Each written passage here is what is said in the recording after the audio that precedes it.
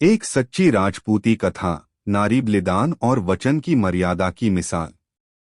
राजस्थान की धरती पर वीरों की कोई कमी नहीं थी, लेकिन जहां पुरुषों की तलवारें बोलती थीं, वहीं स्त्रियों का आत्मबल भी इतिहास में अमर हुआ करता था।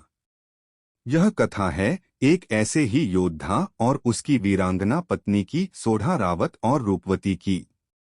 चित्तौड़गढ़ से कुछ दूर एक छोटा सा ठिकाना था, खींचलगढ़।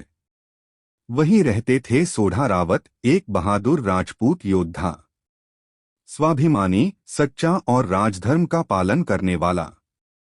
उस दिन सुबह ही राणा का संदेश आया। सोढ़ा रावत को आज सूर्यास्त से पहले दरबार में उपस्थित होना है। सोढ़ा जब यह संदेश पढ़ रहा था, उस समय उसकी पत्नी रूपवती उसके लिए दोपहर का भोजन परोस रही थी। रूपवती ने पूछा, आप पहले भोजन कर लें, फिर जाइएगा। सोढ़ा ने कहा, अब जब सूर्य अस्त होने से पहले राणा को वचन दे दिया है, तो भोजन से पहले वचन का पालन करना जरूरी है। रूपवती ने विनम्रता से कहा, आपका वचन मेरा गर्व है, लेकिन कृपया एक ग्रास तो ले लीजिए, थका देंगे अपने शरीर को। सोढ़ा ने उसकी आंखों में देखकर कहा, वचन भूख प्यास से बड़ा होता है। मैं लौटकर तुम्हारे हाथों से खाऊंगा, यह मेरा दूसरा वचन है। सोढ़ा अपने घोड़े पर सवार होकर निकल पड़ा। सूर्य धीरे धीरे क्षितिज की ओर झुकने लगा था। वह तेजी से चला जा रहा था, लेकिन किस्मत को कुछ और मंजूर था।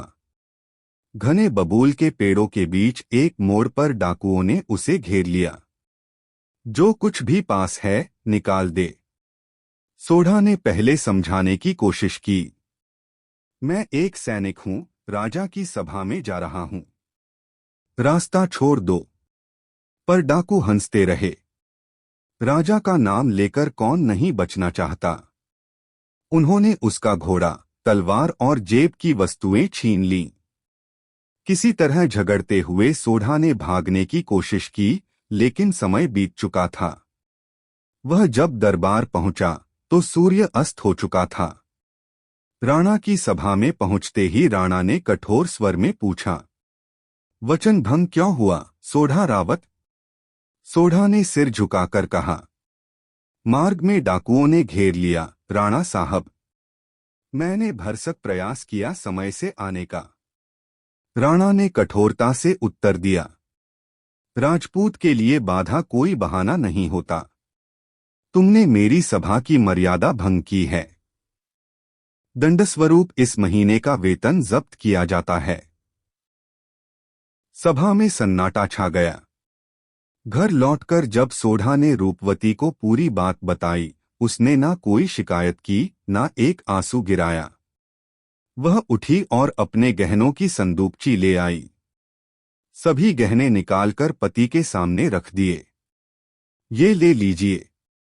वचन की मर्यादा के लिए घर की स्त्री भी सब कुछ छोड़ सकती है। सोढ़ा हतप्रभ था। अगले दिन रूपवती ने चुपचाप पुरुषों के जैसे वस्त्र पहने, तलवार उठाई और पास के किले में जाकर नाम बदलकर राणा की सेना में भर्ती हो गई। उसने अपना नाम दिया, वीर सिंह। कुछ ही समय बाद पड़ोसी रियासत ने अचानक आक्रमण कर दिया। राणा ने वीर सिंह को मोर्चे पर भेजा। रूपवती ने ऐसे तलवार चलाई, जैसे दुर्गा स्वयं रणभूमि में उतर आई हो। उसने न सिर्फ दुश्मन को पीछे खदेड़ा, बल्कि सेनापति को बंदी बनाकर राणा के सामने पेश किया। सभा में चारों ओर वीर सिंह की जय गूंज उठी। राणा ने कहा, तुमने राज्य की लाज बचाई है। मांगो, क्या चाहते हो? वीर सिंह ने सिर झुकाकर कहा, मुझे कुछ नहीं चाहिए, बस एक वचन चाहता हूं, न्याय का।